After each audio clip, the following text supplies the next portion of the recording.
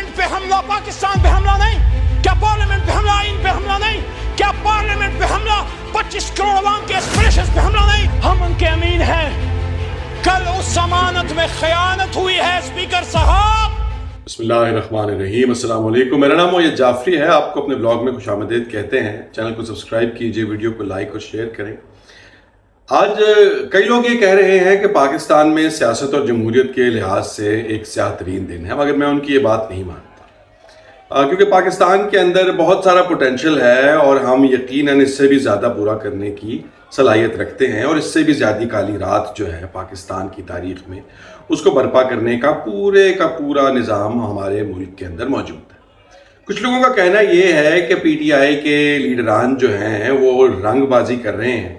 वो बुनियादी तौर पर मुनाफिक हैं और पार्लियामान के ऊपर कोई हमला नहीं हुआ। ये तो हमारे अपने लोग हैं जो हमारी अपनी हिफाजत के लिए रियासत ने एक एहतजाज किया है। ख्वाजा आसिफ साहब, उनका ये कहना है कि ऐसी कोई अचंभे की बात नहीं होगी, वो ठीक कहते हैं। ऐसा कुछ भी नहीं हुआ पाकिस्तान के अंदर, ना ये पहली दफ़ा हुआ है और ना ये आखिरी दफ़ा होगा, ना ये पहली हद है और ये ना आखिरी हद है। पाकिस्तान के अंदर उन लोगों के साथ जो लोगों के लिए आवाज़ उठाते हैं, उनके साथ ऐसा ही हुआ करता है। कुछ लोगों का कहना है कि पाकिस्तान की पार्लियामान जो है वो सबसे मुअज़्ज़ज़ और सबसे मोतबर इदारा है, मगर मैं उनकी बात नहीं मानता, क्योंकि पाकिस्तान की पार्लियामान की जो हैसियत है वो एक न सिर्फ एक रंडी की बल्कि एक यतीम रंडी की सी है, जिसको ना तो कोई पूछता है, ना जब उसके ऊपर तशद्दुद और उसका रेप होता है, बार बार होता है, लगातार होता है, तो उसको पूछने खींचने वाला भी कोई नहीं, उसकी सुनवाई कहीं नहीं होती। रंडी की भी शायद सुनवाई हो जाती है क्योंकि उसके दलाल उसके लिए खड़े होते हैं, मगर पाकिस्तानी पार्लियामेंट के लिए दलाली करने के लिए और उसका मौक़िफ़ जो है उसको बोलने के लिए कोई मौजूद नहीं है। ये सबसे बड़ा यतीम और सबसे बेआसरा और बेसहारा इदारा है पाकिस्तान का। कुछ लोगों का कहना यह है कि हमारे हुक्मरान जो हैं वो इंतहाई गैर मुनासिब और इंतहाई जालिम और जाबिर लोग हैं, जिन्होंने पाकिस्तान के अंदर सियासत तो क्या, पाकिस्तान के अंदर बुनियादी शख्सी आज़ादियाँ जो हैं उनको भी प्रैक्टिस करने के ऊपर पाबंदी लगा दी है। मैं उनकी बात नहीं मानता। मेरा ख्याल में पाकिस्तान के ऊपर इंतहाई कॉम्पिटेंट और इंतहाई मौजू लोगों का राज है और हमें चुप करके बस उनके साथ, उनकी बात के साथ उनकी हाँ में हाँ मिला लेनी चाहिए और जो वो कहते हैं सब अच्छे की रिपोर्ट के हवाले से वो अपने दिल पे हाथ रख के उस पर सिद्के दिल से ईमान ले आ जाना चाहिए। मगर ये सब कुछ पाकिस्तान के अंदर ना पहली और आखिरी दफ़ा हुआ है और ना सबसे बुरी तरीन सूरत हाल है, ये मैं आपको बता दूं। मगर इस ब्लॉग में मैं आपको ये बताऊंगा कि ये सब कुछ हुआ क्यों। ये जो कल रात से एक तमाशा चल रहा है नया एक दफ़ा फिर पाकिस्तान की सियासत में, इसकी बुनियादी मकासद क्या है और इसका जो अब ड्रॉप सीन है वो किस तरफ जा रहा है, हम आपको बताएंगे कि गंडापुर जो हैं वो रात कहाँ थे। उस हवाले से उन्होंने आज मीडिया से भी बात कर दी, अपना बयान भी दे दिया है। खान साहब इस बारे में क्या कहते हैं, पाकिस्तान मुस्लिम लीग नून जो है वो क्या कहती है और जो पाकिस्तान पीपल्स पार्टी है उसके हवाले से बात करेंगे कि वो कहाँ खड़ी है और इस सारे जो एक मुतंजन सा और एक केओस की सिचुएशन पाकिस्तान में इस वक्त क्रिएट हुई है उसका पाकिस्तान की सेहत के ऊपर, मईशत के ऊपर क्या असर होगा, ये सारी बातें आपके साथ शेयर करेंगे। शुरू करते हैं हम कि बुनियादी तौर पर ये हो क्यों रहा है। जो हो रहा है वो तो आप जानते हैं, पार्लियामान के अंदर नकाबपोश लोगों ने नकबजनी की और आकर आपके मेरे जो नुमाइंदगान हैं जिनको हमने वोट देकर पहुंचाया है वहाँ पर, उनको उठाकर जेल में ले गए और उनको बंद कर दिया गया। उसके बाद आज उनके 8 दिन का रिमांड भी दे दिया गया है।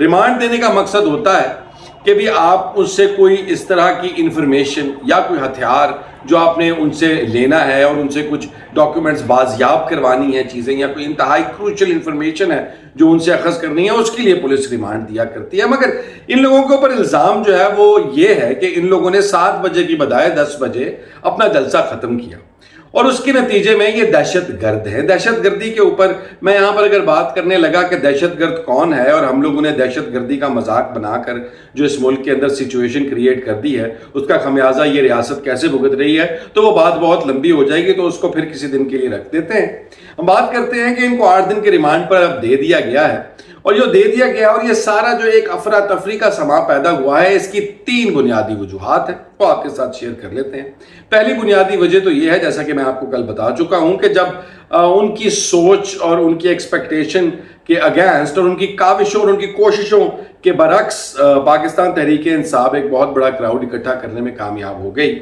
تو پھر ان کو اپنے بڑوں کو جواب دینے کے لیے کوئی نہ کوئی ایسی کارروائی ضرور کرنی تھی. جو اسپیکر قومی اسمبلی ہیں وہ کہتے ہیں کہ جی میں اس کے خلاف جو ہے پوری کارروائی کروں گا, انویسٹیگیشن کروں گا, میں سارے کیمراز کی فوٹیج دیکھوں گا اور اس کے بعد جو ذمہ داران ہیں ان کے خلاف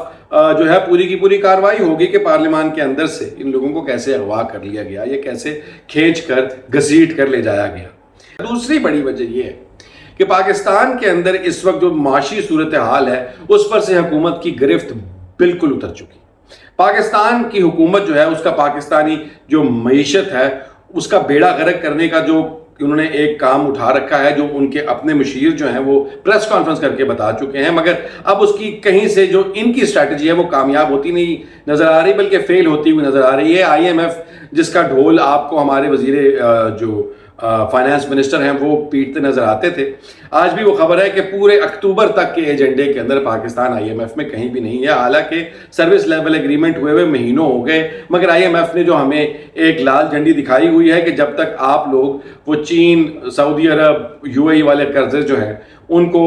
رول اوور نہیں کرواتے تو ہم آپ کی کوئی مدد نہیں کر سکتے. اور وہ ہم چونکہ نہیں کروا سکے اس لیے مجھے نہیں لگتا کہ معاملات کسی صورت جو ہے پاکستان کی فیور میں بیٹھتے ہوئے نظر آ رہے ہیں. معاشی اشاریے جو ہیں وہ آپ بلاول بھٹو زرداری صاحب اس کو چاہے 20 دفعہ ری ٹویٹ کر لے کہ 9.6 پر ہم لوگ مہنگائی کو لے آئے ہیں. لوگوں کے زندگیوں کے اوپر جو اثر ہے اس کا نتیجہ بھی آپ نے مختلف انڈیپینڈنٹ سرویز میں دیکھ لیا ہے. تو معاشرے کے اندر بھی جہاں پر IMF کا مسئلہ ہے وہاں پر معاشرے کے اندر بھی ایک جو ہے وہ سنسنی ہے, ایک آپ کہہ لیں ایک کیوس ہے, ایک فرسٹریشن ہے, ایک ڈیوسٹیشن ہے. اور لوگ جو ہیں وہ اس حکومت سے قطعاً کسی صورت نہ تو خوش ہیں اور نہ ہی پر امید ہیں. تو یہ سارے کا سارا جو ہے اب اس حکومت کے لیے انتہائی مشکل سے مشکل ہوتا چلا جا رہا ہے مینج کرنا. اور وہ کہتے ہیں نا کہ جی ڈگا کھوتے تو غصہ کا معیار تھے. تو یہ بیسیکلی وہ خبریں جو ہیں جو اب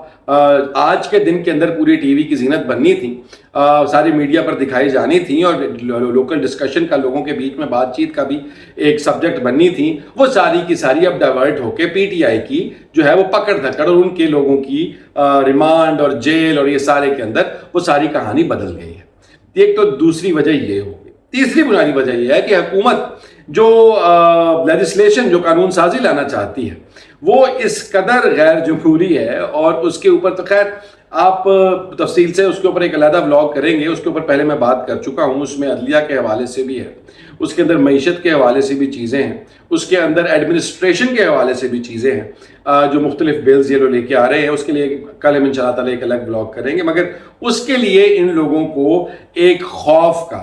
ایک اپنے لیے سپیس کریٹ کرنے کی ضرورت تھی اور اس سے بھی اپنی جو ہے اٹینشن ڈائیورٹ کرنے کی ضرورت تھی, جس کے لیے یہ سارا کچھ کیا جا رہا ہے. اور اب ایک پورے کا پورا معمہ کھڑا کر دیا گیا ہے. اور ایک اور وجہ جو ہے بونس, 3 تو آپ کو بتا دی ہے, چوتھی جو بونس وجہ ہے سارا کرنے کی اس کی وجہ یہ ہے کہ آپ اگر یہ محسن بیگ صاحب کی ٹویٹ دیکھیں تو آپ کو نظر آئے گا کہ عمران خان کے خلاف تمام کا تمام جو ہے ایک ماحول بنایا جا رہا ہے. اور ان کے مطابق, محسن بیگ کے مطابق, عمران خان کا ملٹری ٹرائل جو ہے وہ اب انیویٹیبل ہے, وہ ہو کر ہی رہے گا کیونکہ تمام کے تمام ثبوت اکٹھے کر لیے جا چکے ہیں اور اب یہ سب کچھ جو ہے ہو کر ہی رہے گا. اس کے لیے ایک ٹیسٹر لگایا جا رہا ہے, ایک چیک کرنے کے لیے کہ تھرمومیٹر لگا کے ٹیمپریچر چیک کر رہے ہیں کہ اگر اس طرح سے پکڑ دھکڑ ہوتی ہے اور یہ سارا کچھ ہوتا ہے تو PTI کے جو سپورٹرز ہیں وہ کس طرح سے ریاکٹ کرتے ہیں, کتنے کو لوگ اس کے ریاکشن میں سڑکوں پر آتے ہیں, کیا ہوتا ہے کیا نہیں ہوتا. اسی لیے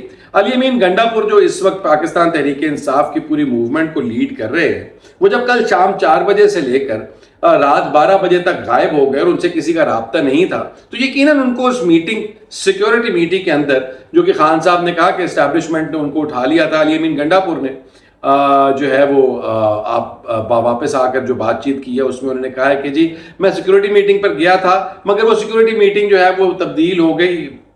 فاٹا ہاؤس میں اسٹیبلشمنٹ کے لوگ آئے, انہوں نے میرے سے ملاقات کی تو وہ سارا کچھ ہوا. تو بنیادی طور کے اوپر علی امین گنڈا پور جو ہیں وہ بھی ٹیسٹ طریقے سے یہی کہہ رہے ہیں کہ اسٹیبلشمنٹ کے ساتھ ہی بات چیت کرے. تو یقیناً میں اس کی اندر کی کہانی تو جانتا نہیں, مگر انہوں نے کہا ہوگا کہ آپ کو آج غائب ہوئے 6 گھنٹے سے 4 گھنٹے سے پتہ نہیں کتنے گھنٹے ہو گئے ہیں, کتنے کو ہزاروں لاکھوں لوگ آپ کو بچانے کے لیے باہر نکلے ہیں, تو اس لیے آپ اس طرح کی بڑکیں مارنی بند کر دیں. حالانکہ گنڈا پور صاحب نے باہر آنے کے بعد جو بات چیت کی اس میں کہا ہے کہ وہ اپنے کہے ہوئے ہر لفظ کے اوپر ویسے ہی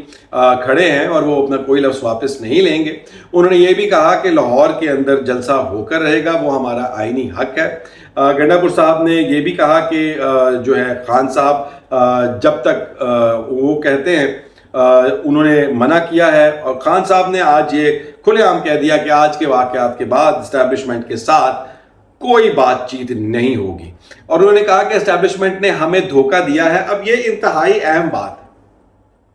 इस्टेब्लिशमेंट ने हमें धोखा दिया है, ये जुमला जो है इसके अंदर एक बहुत तवील कहानी जो है वो लिपटी पड़ी है, और वो धोखा कहां पर दिया है ये तो खान साहब आपको बेहतर बता सकते हैं। मगर इससे जो हिंट मिलता है वो ये मिलता है कि खान साहब के साथ बातचीत जारी थी, खान साहब के साथ इस्टेब्लिशमेंट की जो गपशप लग रही थी और जो चीजें तय होने की तरफ चल रही थी, वहां पर उनको कहा कुछ और गया था, वहां पर उनसे वादे कुछ और किए गए थे, वहां पर उनको यकीन दहानियां कुछ और कराई गई थी। मगर जिस तरह से अचानक ये पीटीआई के खिलाफ दोबारा से क्रैकडाउन शुरू हुआ है, ये वो बातें नहीं थी। उनको ये यकीन दहानी कराई गई थी कि ऐसा नहीं होगा, मगर चूंकि ऐसा हो गया है तो वो कह रहे हैं कि एस्टेब्लिशमेंट ने हमें धोखा दिया है। मेरी समझ में तो ये बात आती है, बाकी आप इसको जैसे देखना चाहते हैं वो आपकी मर्जी है।